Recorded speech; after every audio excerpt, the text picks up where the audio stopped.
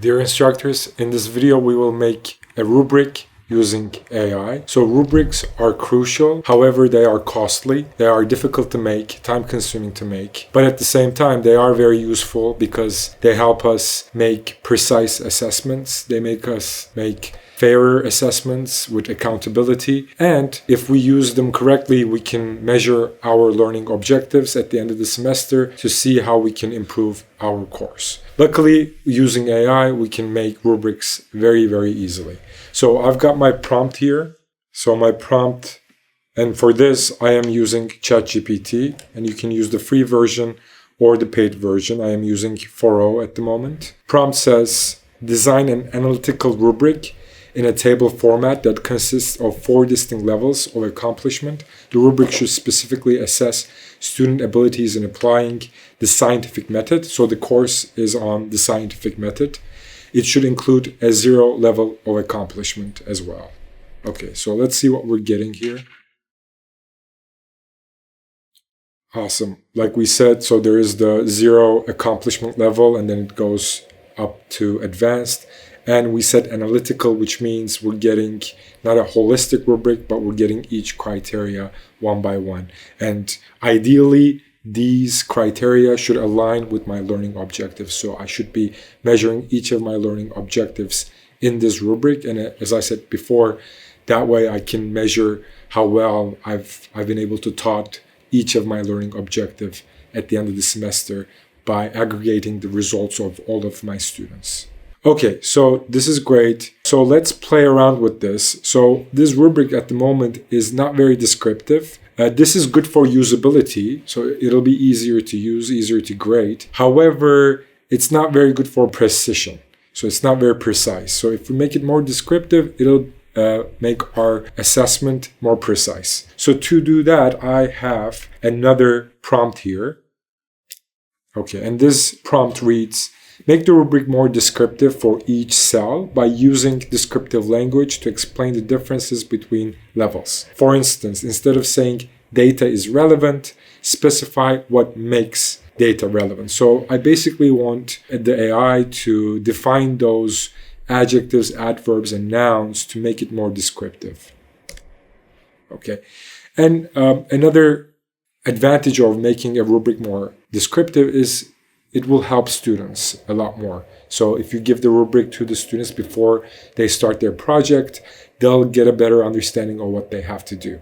But again, as I said before, the downside is that it is going to be a bit more difficult for you to use. There is more for you to read, etc. Okay, and as you can see, we're now getting a bigger but a more descriptive rubric.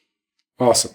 So now, this is, as said before, analytical rubric because it's measuring each of the learning outcomes one by one, each skill or knowledge one by one. Another option is using a holistic rubric. So we can turn this rubric into a holistic rubric. Holistic rubric is obviously not very precise, but it's a way easier to use. So let's do that.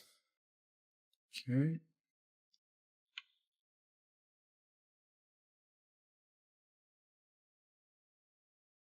Okay, and now, as you can see, we're getting a huge description of the project in each level of accomplishment. So again, this will make things a lot easier for me in terms of grading, but not very precise, and it won't give a lot of details to the students from which they can learn. And let's do something else now. Let's create a project based on this rubric. This is really the ideal situation where you first, when you're designing your instruction, you write your learning objectives and you take those objectives and you create a rubric out of it. Then after you create the rubric, you decide your project. This is like the most ideal situation. So let's do that. Okay, so I've got another prompt here which says, provide an authentic project idea for my students along with weekly breakdown. Make the project to be in conjunction with the rubric above to evaluate my students' learning. So I know it might feel a bit weird because we first decided on the rubric and then we're deciding on the project. But if you think about it, this makes more sense. It makes it more valid, the rubric more valid, your course more valid, because your standards, your objectives don't change. The project changes.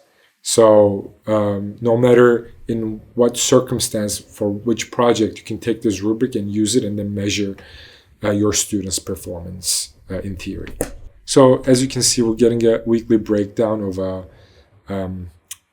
investigating the impact of light intensity on plant growth research project. So as you can see, you've got a weekly breakdown of a research project on plant growth, and it's a 5-week, 6-week project, and it's described pretty well in detail here. And so this is how you can design an analytical and a holistic rubric using AI and create a project based on that rubric.